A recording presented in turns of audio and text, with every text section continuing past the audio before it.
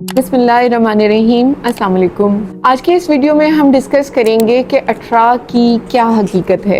ऐसी तमाम ख़वातीन जिनका हमल अधूरा ज़ाया हो जाता है, चाहे ग्रोथ रुकने की वजह से या ब्लीडिंग होने की वजह से, या वो तमाम मरीज़ जिनके बच्चे की ग्रोथ हमल के किसी भी महीने में आके रुक जाती है और बच्चा सूखना शुरू हो जाता है या डेड हो जाता है बच्चा हमल के किसी भी महीने में, या बच्चा पैदा होने के बाद डेथ हो जाती है, या फिर वो तमाम ख़वातीन जिनके बच्चे माजूर पैदा हो रहे होते हैं। ये वो तमाम ख़वातीन हैं जो इस सवाल के साथ आती हैं कि क्या वो अठरा का शिकार हैं। इस तरह के मरीज़ों के लिए जवाब यही है कि अठरा बज़ाते खुद कोई एक बीमारी का नाम नहीं है। मुख्तलिफ वजूहात होती हैं मुख्तलिफ मरीज़ों में हमल के कामयाब ना होने की। मसलन बहुत से मरीज़ ऐसे होते हैं जिनका बच्चा इसलिए कामयाब नहीं हो पा रहा कि उनके अंदर कुछ मौरूसी बीमारियां होती हैं जो मौरूसी तौर पे नस्ल दर नस्ल ट्रांसफ़र हो रही होती हैं और उनके बच्चे की ग्रोथ रुक जाती है और वो ज़ाया हो जाता है या डेड हो जाता है। इसके अलावा बच्चेदानी की कमज़ोरी हो सकती है, हो सकता है उनको हार्मोन्स का मसला हो कि जो बच्चे की ग्रोथ वाले हार्मोन्स हैं उनका लेवल डिस्टर्ब हुआ है, या उनके अंदर कोई मेडिकल डिसऑर्डर है जिसमें ब्लड प्रेशर हाई होना, शुगर का हाई होना, या थायराइड का प्रॉब्लम, या कोई ऑटो इम्यून डिजीज़, इस तरह के मसाइल हो सकते हैं। या कुछ मरीज़ों में बाज़ औक़ात कुछ इन्फेक्शंस ऐसी होती हैं वेजाइनल जो कुछ काबिल इलाज है और कुछ का इलाज नहीं है, उनकी वजह से बच्चे की ग्रोथ पे असर हो जाता है। वो या शुरू में, दरमियान में, या एंड वाले 3 महीनों में किसी भी वक्त बच्चे के ऊपर असरअंदाज होके उसकी डेथ का बाइस बन जाती हैं या उसके अंदर किसी न किसी माजूरी का बाइस बन जाती हैं।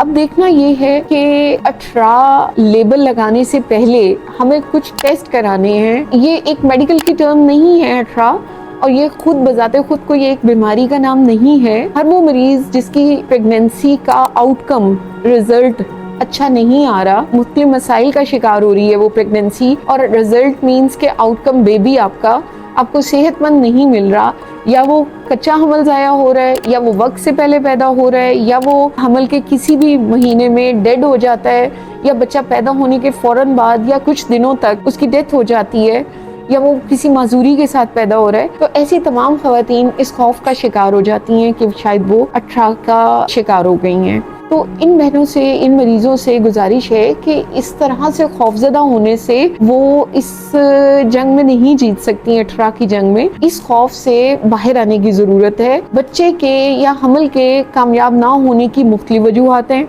उनके टेस्ट कराए जाते हैं, और जिस मरीज में जो वजह हमल के कामयाब ना होने की मिलती है उसके मुताबिक उस मरीज का इलाज तजवीज़ किया जाता है। अब अठरा से कैसे छुटकारा हासिल किया जा सकता है, उसके लिए एक ही टिप है, और वो ये कि आपके जब भी इस तरह नेगेटिव आउटकम्स आ रहे हैं तो आपको हमल के बगैर यानी खाली पेट अपना इलाज करना शुरू करना है। उसमें हम आपको कुछ विटामिन्स और कुछ हार्मोन्स को बेहतर करने वाली दवाइयाँ देंगे, और आपके मुख्तलिफ टेस्ट होंगे जिसमें पता चलेगा कि असल में आपके बच्चे के ज़ाया होने की या डेड होने की या माजूर होने की क्या रीज़न है। उसके मुताबिक आपका इलाज होगा। कुछ चीज़ें हम हमल से पहले शुरू करेंगे और कुछ दवाइयाँ ऐसी हैं जो कि हमल शुरू होने के बाद स्टार्ट की जाती हैं।